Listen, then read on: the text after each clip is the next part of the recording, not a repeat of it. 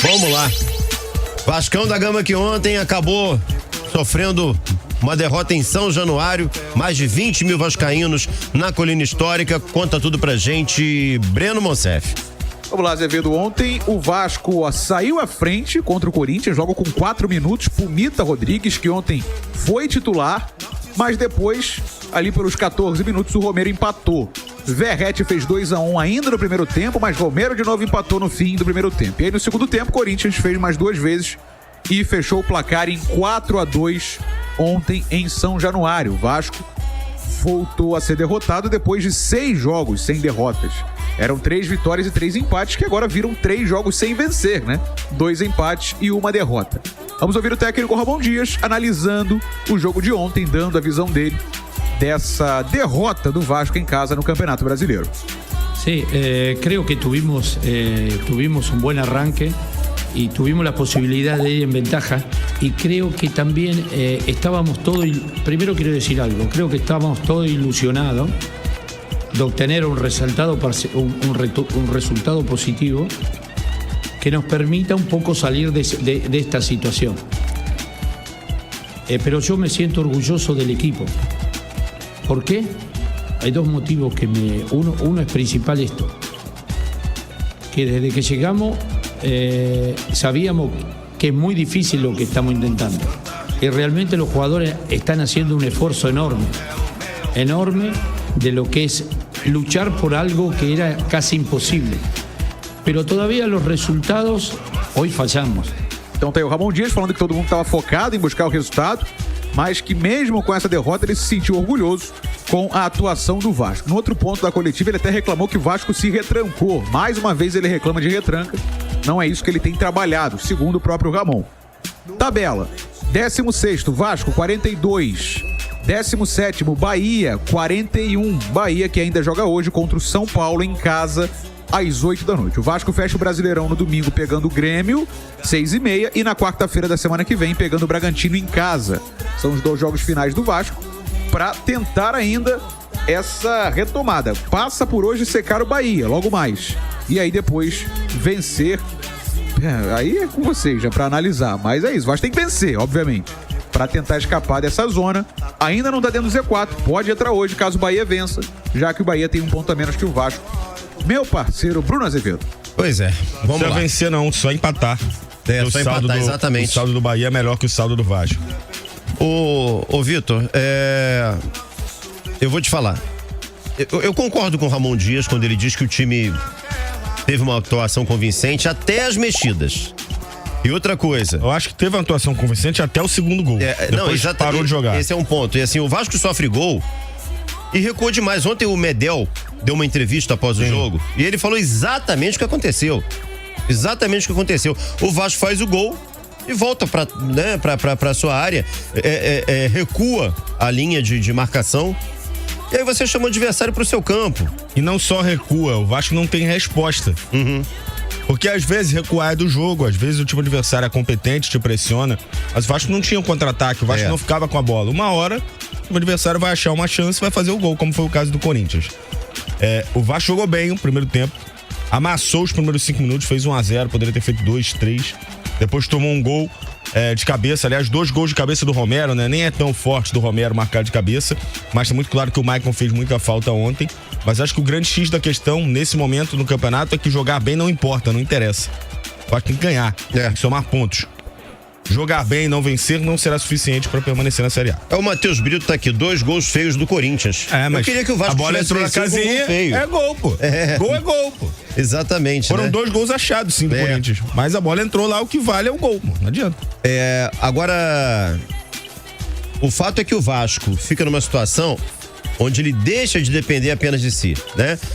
Se você passou a rodada aí, o Bahia joga hoje contra um São Paulo completamente desinteressado. Pior visitante do campeonato ao lado do América Mineiro.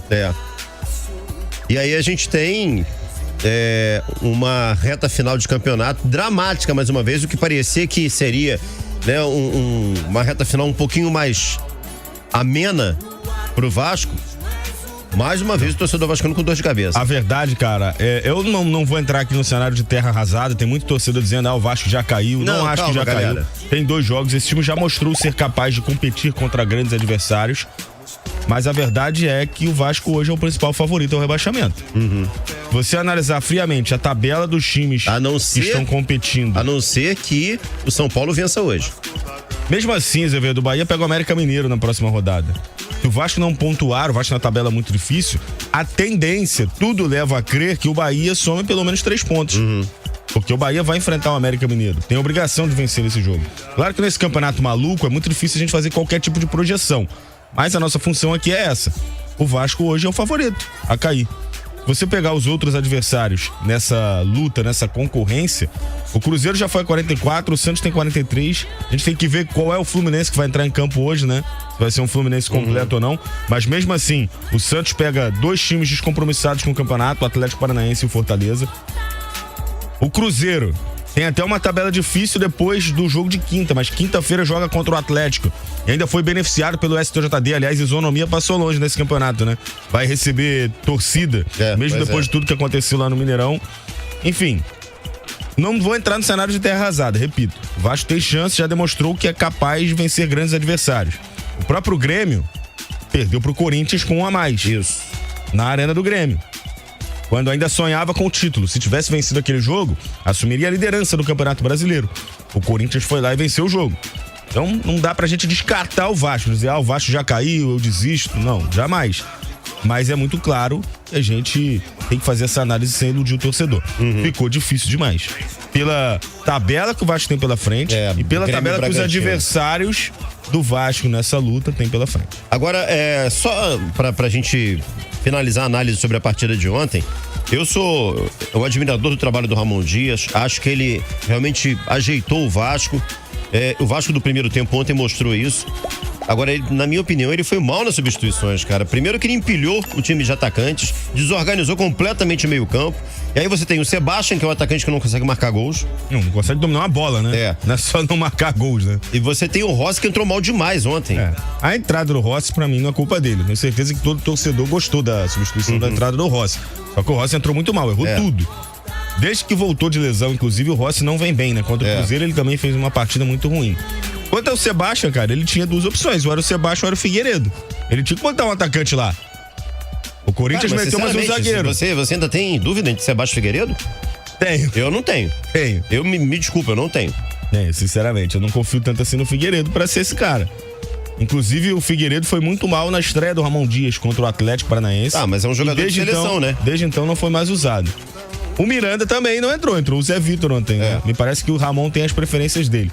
Mas, cara, a gente tá aqui fazendo uma discussão, desculpa, Zé Vitor, que é inútil. São 2 caras que nesse momento não entregam nada. Tanto o Sebastião quanto o Figueiredo. A questão é, o banco do Vasco é fraco. E o Capasso voltou mal demais, hein? Voltou mal, mas o grande problema aí nessa história não é a volta do Capasso, é a ausência do Maicon, né? E, obviamente, culminou na entrada do Capasso. Mas o Maicon, ele sustenta a bola aérea defensiva do Vasco. E ontem o Vasco brincou de levar gols no jogo aéreo, né? O segundo gol é brincadeira. Posicionamento defensivo do Vasco no escanteio. E aí o Verratti dá a condição pro Romero e ainda sai o gol. Mas eu entendo a tua frustração, Azevedo, com as mexidas, porque elas não surtiram efeito. Mas eu acho que elas não surtiram efeito porque os caras são fracos. Não é porque o Ramon Dias mexeu errado. Qual outra substituição que ele poderia ter feito ali? Não tem, cara. Ele tem os mesmos caras de sempre. Rossi, Alex Teixeira, Figueiredo, Sebastião. O banco do Vasco é muito ruim. E aí tá na conta do seu Paulo Brax, né? Que é o principal culpado pela campanha pífia do Vasco no campeonato. O saldo do primeiro turno acumulado ainda é muito negativo e por isso que o Vasco rema, pontua, tem jogos de invencibilidade, mas não consegue abrir uma distância pra zona de rebaixamento. Lê esse comentário aí do Cadu Bernardo, achei muito interessante. Cadu Bernardo, deixa eu achar aqui. Eu leio aqui? Eu quero. Capasso fraquíssimo, Medel jogou por 2 na zaga. O Jair atrapalha muito o Zé Gabriel, os 2 não dá. E aí ele completa com uma frase que eu achei interessante a gente debater. Não me venham com desculpa do primeiro turno, esse time do segundo não conseguiu ganhar os adversários diretos. Você tem um ponto interessante. O Vasco não venceu o Bahia, não venceu o Santos, não venceu o Goiás, não venceu o Cruzeiro. 4 confrontos diretos. Nem na ida com o Maurício Barbieri, nem na volta com o Ramon Dias. Mas eu não consigo culpar o time do retorno não, cara. O Vasco é o 5º colocado do retorno. À frente do Vasco, Atlético Mineiro, Flamengo, Palmeiras e Bragantino. O Vasco tem 26 pontos no retorno. É uma campanha de time que vai pra Libertadores. Com um elenco ainda fraco. E o time do Vasco ainda é fraco. Melhorou muito, mas continua fraco.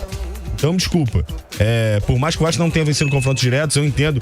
Fiquei frustrado quando o Vasco não venceu o São Paulo, por exemplo, que não foi um confronto direto, mas era um jogo acessível. O Vasco vencia o Goiás por 1-0 e cedeu o empate. O Vasco vencia o Cruzeiro, levou a virada. São jogos que realmente incomodaram bastante. Mas eu não consigo jogar a responsabilidade de culpa no time do segundo turno quando um time fecha um turno com 9 pontos. Quando o técnico perde 6 jogos consecutivos e não é mandado embora. Então, foi tudo errado no primeiro turno, né? Se o Vasco cair é pelo saldo do primeiro. Mário Vieira tá perguntando o seguinte: o que é mais difícil, o Vasco não ser rebaixado ou o Botafogo ser campeão? O Vasco não ser rebaixado. O Botafogo tem 3 jogos, um deles contra o Curitiba hoje. Jogo perfeitamente acessível. Depende de um empate do Palmeiras, um empate do Flamengo e 3 vitórias em 3 jogos acessíveis. Acho que o Vasco não ser rebaixado é mais difícil. O Carlão, Vasco jogou 25 minutos de um belo futebol. Respeito o Ramon Dias, mas pra mim mexeu errado, enchendo o time de atacantes, é isso. Sem meio campo, parecia o time do Barbieri, só cruzamento pra área. O time ficou uma bagunça. Eu entendo vocês, mas o Mano Menezes botou o Bruno Mendes na vaga do Yuri Alberto. Se vocês lembram da substituição. Sim. O Corinthians tinha uma linha de 5. Se você não enchesse o time de atacantes, você ficaria em inferioridade numérica. Não tinha muito o que fazer. Olha aqui o Elias. Vasco e Botafogo serão como é que é? Deve ser vexames. Os vexames do Campeonato Brasileiro. E o Flamengo será surpresa de última hora. O time estava morto-vivo. É o Elias de Itaboraí. Um abraço, Elias. O Marcelo Cordeiro tá aqui. O Vasco escapa pela incompetência do Bahia. Tem essa possibilidade. Se Palmeiras e o Flamengo lutam pelo título brasileiro hoje e Galo, tudo isso foi por conta da incompetência do Botafogo.